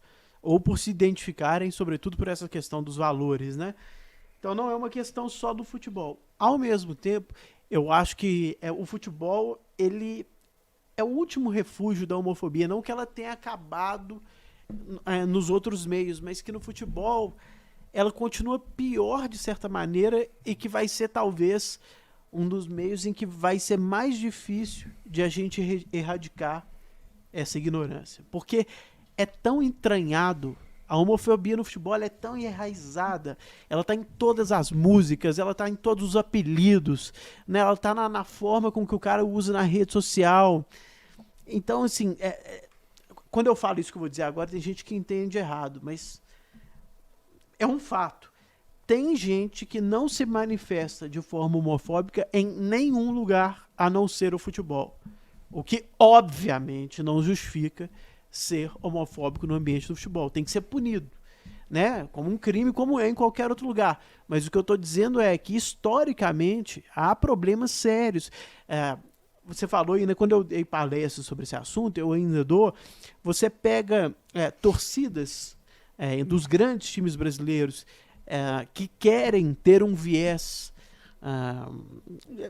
de já ser contra a homofobia de cara, às vezes no próprio nome, de essas torcidas serem discriminadas pelas maiores torcidas daquele respectivo time. Então, assim, eu lembro o Corinthians tinha uma torcida lá, porque eu estou usando o verbo no passado, porque eu acho que ela infelizmente acabou, uma torcida que era claramente voltada para homossexuais que torciam para o Corinthians, e a Gaviões, ela rechaçou aquilo da pior forma possível, com ameaça de morte. Então, coisas desse tipo, dados desse tipo, eu coloco na minha palestra. Então, assim, não surpreende, é uma tristeza. E vamos lembrar também, né? Isso acontece depois de uma semana em que a gente teve, talvez, uma das piores semanas de todos os tempos do futebol com relação ao racismo, né? Foram 5, 6 jogos de times brasileiros na Sul-Americana e na Libertadores. Fugiu do controle, né? Toda hora, todo mundo. Então, assim... É uma tristeza, dá preguiça do futebol essas horas, honestamente. Eu amo futebol, todo mundo aqui ama futebol. Mas quando você vê no estádio, ainda que não dê para generalizar, ainda que a gente saiba que isso acontece em outros lugares, mas sei lá. Quando você vê que os gritos continuam homofóbicos, ainda que um ou outro tenha saído, pararam com esse outro. Mas tá cheio ainda. Me dá uma... Tipo assim, estragou... um desânimo. Me parece que tira as forças, assim, sabe? Dá uma coisa meio de, putz, nossa, como é que eu gosto desse negócio ainda, com esse tanto de idiota aí, sabe? É mais ou menos isso. Me parece que a homofobia no futebol tá quase não, é institucionalizada praticamente, né? A gente vê dentro do próprio clube... A gente vê em questões aparentemente pequenas, mas que dizem muito da nossa sociedade. Por exemplo, um time vai inscrever seus jogadores em determinada competição, ninguém escolhe o número 24. Pelo amor de Deus, gente. Diferentemente de outros esportes, né, no futebol não apareceu ninguém, assim, nenhum jogador que Verdade. se sumiu, né? Isso há muito tempo não acontece. Às vezes Ah. acontece fora do Brasil, Sim. mas no Brasil não acontece. É. Assim, eu não me recordo. O último que assumiu. Até porque é um E se o ambiente futebol extremamente retrata da hostil, né? Pra... sociedade, né? Proporcionalmente, se você Proporcionalmente pelo amor de deveria. Deus, né?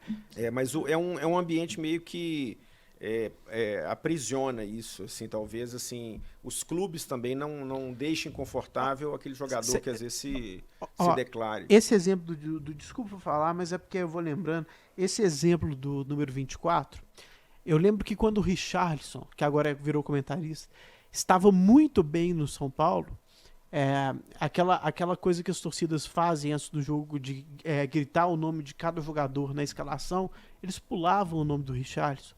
E eu nem sei se ele é homossexual. A gente, sem ser hipócrita, a gente sempre soube que isso foi especulado, tanto é que a torcida parou de gritar o nome dele por causa disso. Mas olha o que aconteceu. Pode pegar aí o Richarlison num grande momento do São Paulo, a torcida pulava o nome dele, gritava 10 nomes ao invés de 11 para não gritar o nome do Richarlison.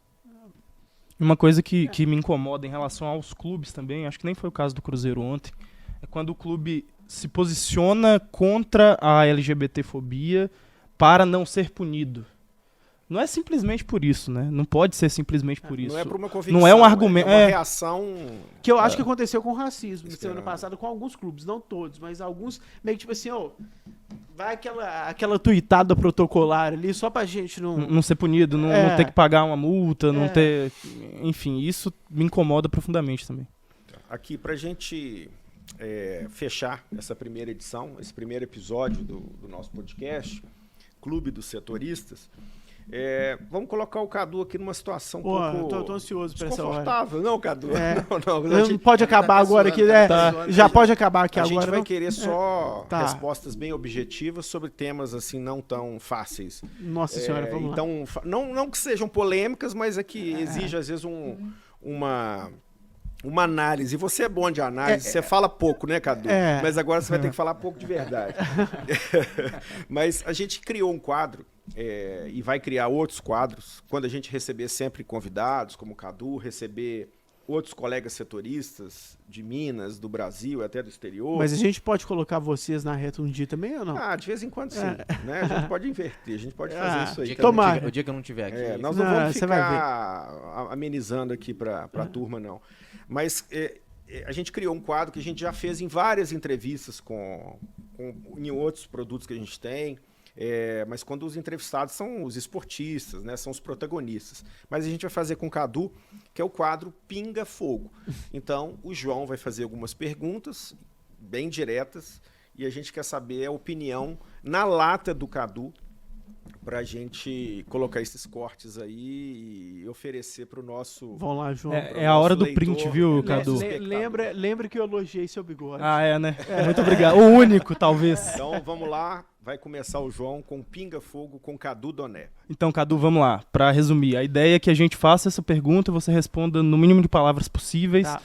E, enfim, vamos lá. O Cruzeiro sobe esse ano? Sobe. O Turco já deveria ter sido mandado embora? Não. O América vai manter o patamar de 2021? Vai. A venda da SAF do Cruzeiro pro Ronaldo, nos moldes que foi feito, foi positiva pro clube? Nossa, essa é a mais difícil para ser respondido rápido. Eu acho que é uma idealização. Tá todo mundo meio que adormecido assim, com o Ronaldo e a gente devia ser mais crítico. Não tenho certeza que foi uma boa pro clube, não. Vou te dar uma colher de chá. Explica um pouco mais. É porque, em primeiro lugar, por mais que a gente entenda o contexto, a gente saiba, não são só os milhões colocados nos cofres, tem que assumir a dívida, a gente sabe disso tudo. Mas eu acho que o Cruzeiro vale muito mais do que os valores que foram citados aí, né? Que ele vai investir. Então, já para não alongar a resposta, para começo de conversa, eu fico triste assim, de ver o Cruzeiro sendo vendido por tão pouco. Acho que o Cruzeiro vale muito mais, mesmo hoje, mesmo na crise. Vender o Daimon é a solução financeira para o Atlético? Não. Por quê? Também a resposta é difícil, hein? Eu acho, eu não tenho, a pergunta sobre o Daimler não tem sim ou não no sentido de deve vender ou não. Eu só não acho que é a redenção. No sentido assim de se isso for feito, como diria no Cacete Planeta, nos produtos Tabajara, seus problemas acabaram. Eu não acho que os problemas do Atlético acabariam com isso, não. Quem é o favorito para ganhar a Libertadores esse ano? Flamengo. Ô, João, vamos pegar um pouquinho mais pesado. Quem ganha a Série B, Cadu? Bahia. Olha E só. quem sobe? Bahia, Cruzeiro, Vasco. Bahia, Cruzeiro e Vasco. Esses eu cravo, eu tenho certeza. Vocês podem me cobrar no final do...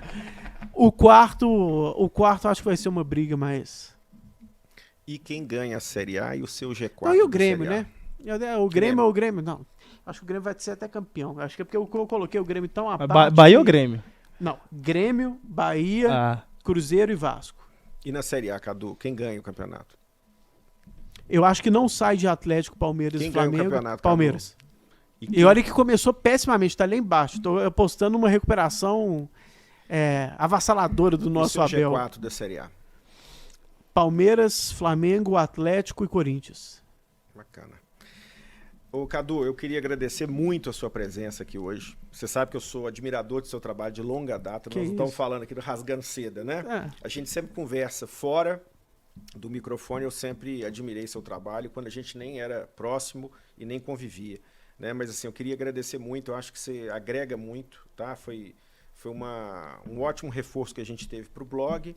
E você vai estar sempre aqui convidado para participar com a gente, tá? Foi muito bom mesmo ter você aqui. Nesse primeiro episódio, não à toa, eu te convidei para ser Que honra. um dos estreantes, porque você realmente é um cara que tem opiniões bacanas e não fica em cima do muro. Não, é uma honra, a recíproca é mais do que verdadeira.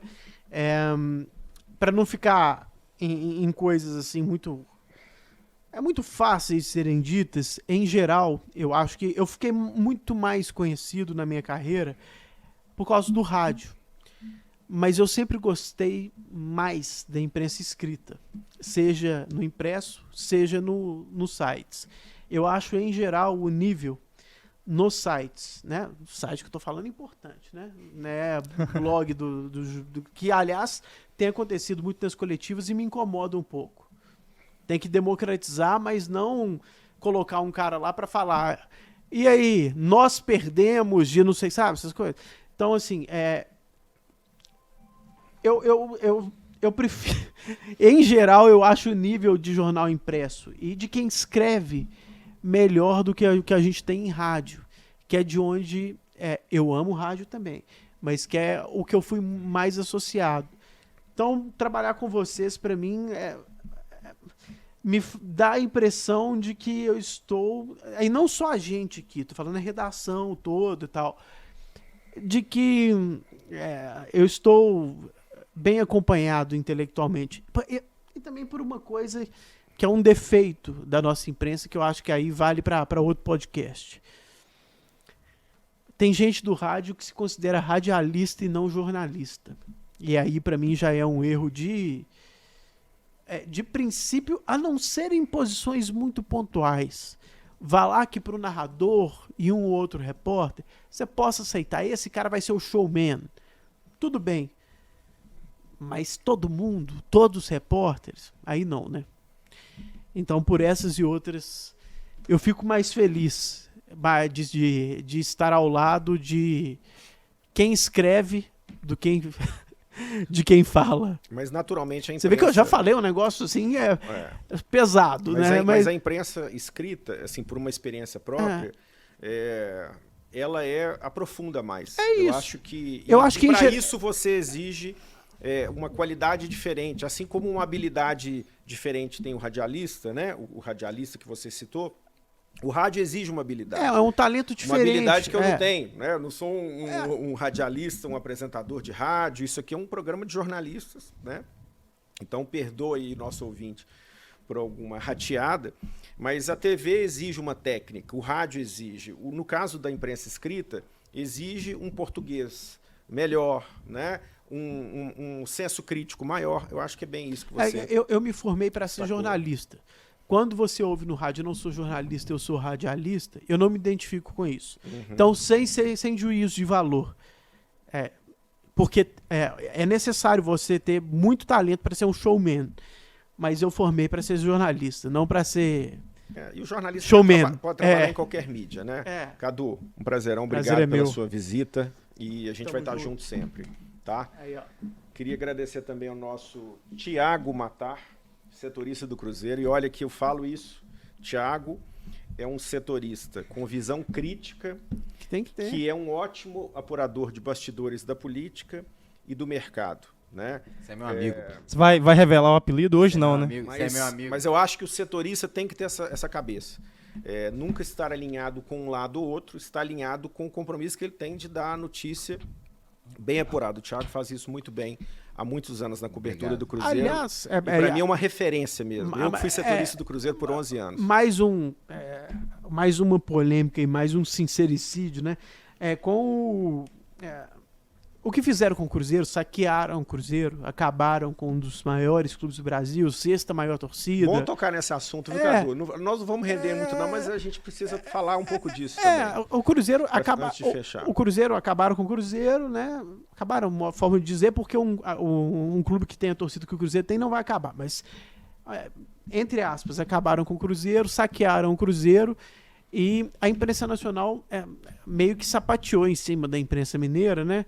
Dizendo que aqui nada foi feito, que só aconteceu aqui alguma coisa porque... Eu chamaria isso de ignorância. Né? Surgiram Gabriela Moreira e Rodrigo Capello, que são bons. Não estou dizendo que eles que falaram isso, mas que...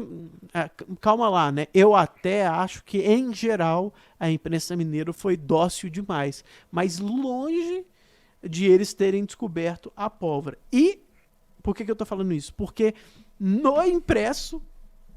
a gente via um nível de questionamento maior desde o início do que nas rádios. Quando se fala impresso, é imprensa escrita. Imprensa escrita. E E para não parecer puxar saco só da gente aqui, gente daqui... Aí, sem querer soar cabotino, que é uma palavra chata, mas eu era um dos poucos que falava lá na rádio. Olha lá, talvez o único. E eu me baseava muitas vezes em matérias dos jornais impressos de Belo Horizonte. Mas às vezes, viu, Cadu, quem fala isso, fala às vezes com o intuito claro de denegrir e de querer diminuir propositalmente, às vezes, a imprensa, e tenta generalizar, mas aqui tenho do lado um dos caras que mais fez matérias Não, pois é, por isso que eu tô dizendo que investigativas sobre esse tema. Muitas vezes, para criticar na rádio, quem questiona, eu te lia.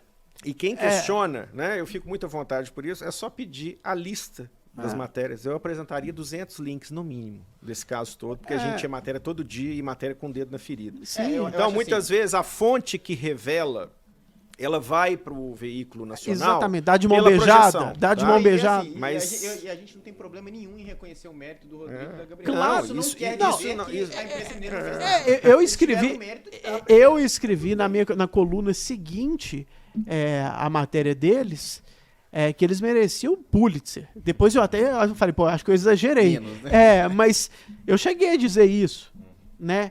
Mas a matéria foi bem feita, levantou uma questão muito importante, estourou uma bomba que teve depois os desdobramentos, e obviamente que a gente não foi escolhido para ser o publicador da primeira Até notícia. porque a gente fez jornalismo antes disso, né? A gente já fazia jornalismo muito antes disso. Sim. Antes disso acontecer, já não tinha relacionamento com o clube há 2 anos. Teve né?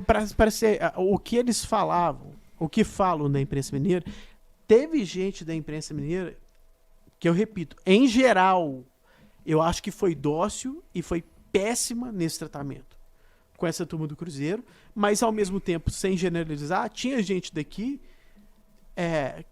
que já questionava isso antes da eleição.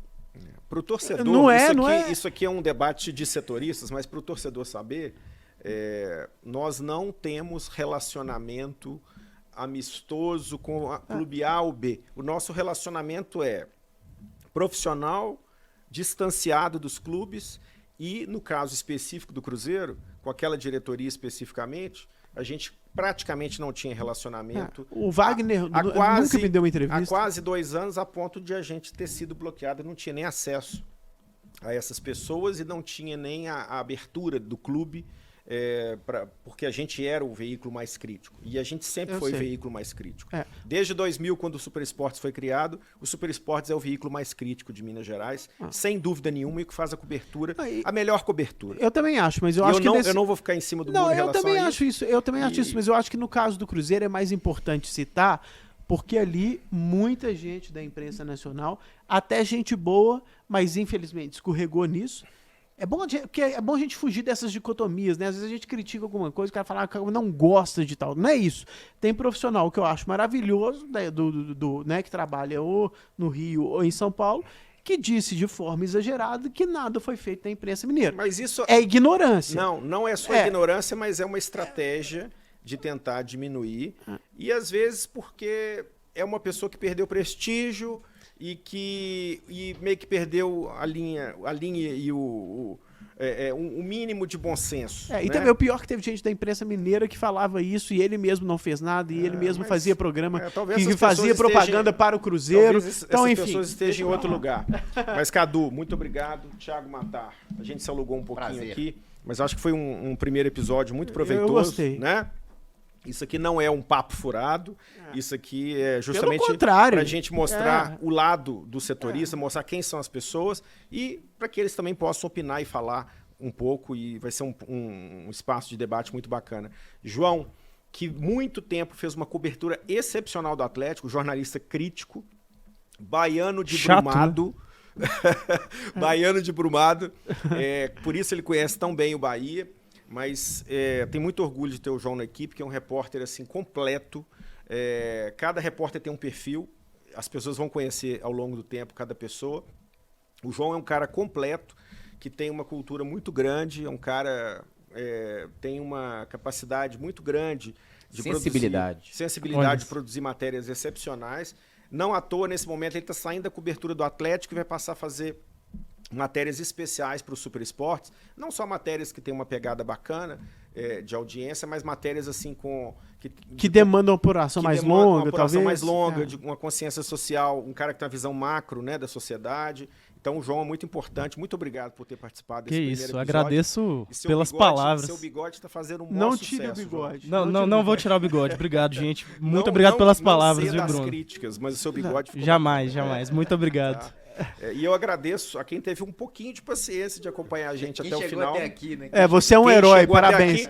Teve a possibilidade de ouvir o Pinga Fogo com o Cadu Doné, ouvir a opinião da gente sobre esse momento que a gente está passando, o momento dos clubes, e ouvir um pouquinho dessa explanação do Cadu Doné sobre o jornalismo também, que foi importante no final e veio em boa hora, tá? Então a gente agradece a você que nos acompanhou no YouTube, seja nas páginas do Super Esportes ou nos tocadores de áudio. Então fica o compromisso, toda segunda-feira, no comecinho da tarde, em breve a gente vai fazer ao vivo, mas toda segunda-feira, no começo da tarde, um debate que vai falar de tudo que aconteceu no final de semana dos clubes mineiros, mas também projetar a semana e os próximos eventos esportivos em Minas. A gente pode falar de outros esportes também, sempre com convidados especiais e com os integrantes da equipe Super Esportes. Até a próxima. Posso fazer uma provocação daquelas que aí são matadoras?